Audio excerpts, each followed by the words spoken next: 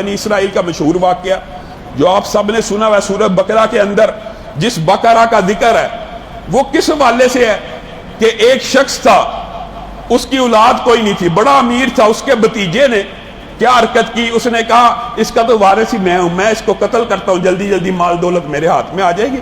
اس نے اس کو قتل کر دیا۔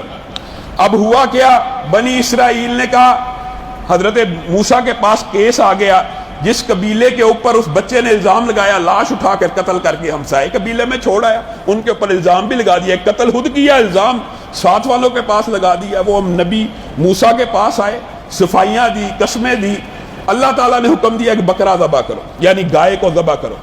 اس واقعے کے اندر جمہور مفسرین نے جو اس واقعے کے پیچھے دیکھیے، جو بنی اسرائیلی روایات ہوتی ہیں ان کی تصدیق و تکذیب کا اصول یہ ہے کہ ان کو بیان کیا جا سکتا ہے، اور ہمیں معلوم نہیں ہے کہ یہ صراحتاً صحیح ہوتی ہیں یا صراحتاً غلط ہوتی ہیں، ان کو بیان کیا جا سکتا ہے، لیکن اگر عقائد کے مسئلے ہوں، عقیدے کے اندر ان کو بیان نہیں کیا جا سکتا، عقیدے کے اندر، لیکن اعمال کے اندر ان کو بیان کیا جا سکتا۔ اور یہ واقعہ مفسرین نے نقل کیا ہے، تمام جمہور مفسرین نے کیا، اس بقرہ کا واقعہ کیا ہے۔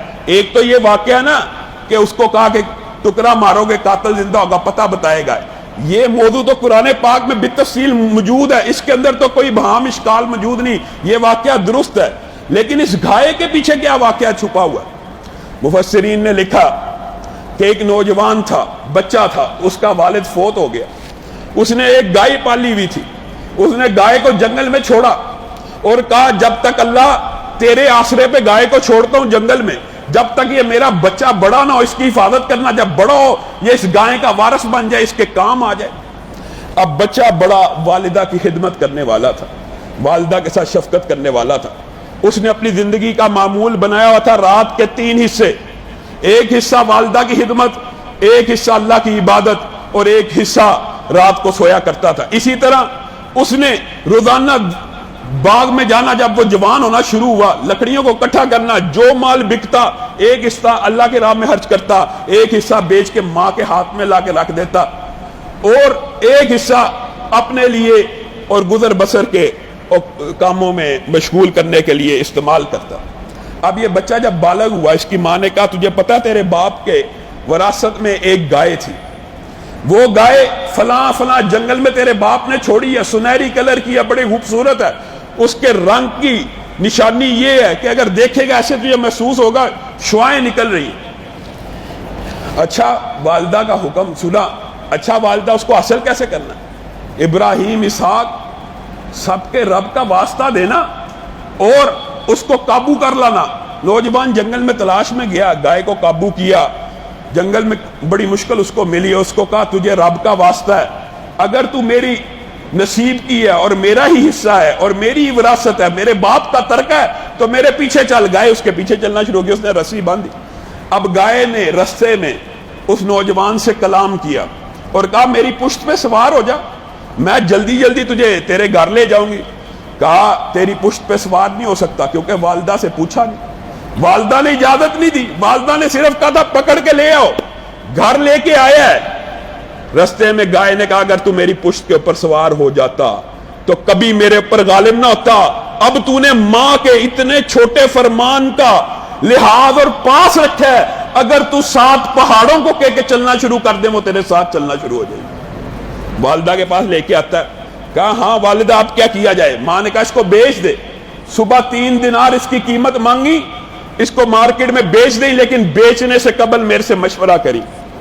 اچھا مارکیٹ گیا، فرشتہ انسانی روپ میں آیا، کتنے پیسے مانگتا؟ 3 دینار مانگتا ہوں، یہ لے 3 دینار۔